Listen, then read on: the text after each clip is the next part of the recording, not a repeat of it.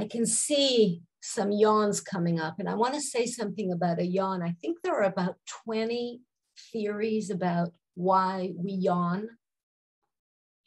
It has to do with too much CO2. It has to do with cooling the brain.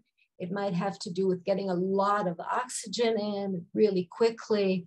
I don't know. There are, as I said, several theories about it, but I want to say that what happens when we yawn, we feel sort of uncomfortable, and somebody sitting in front of us can ask us if they're boring, and that's why we yawn. But actually, we yawn when we relax. And when we are relaxed, we can feel our chronic fatigue and our chronic, what's the word in English?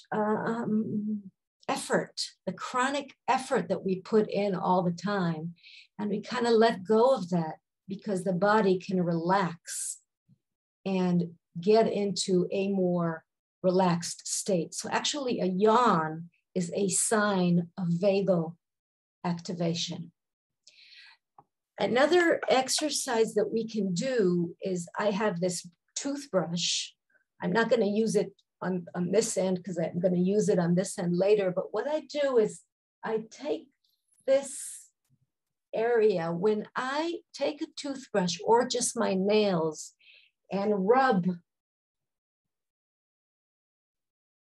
this area, it's a really good stimulation of the vagus nerve.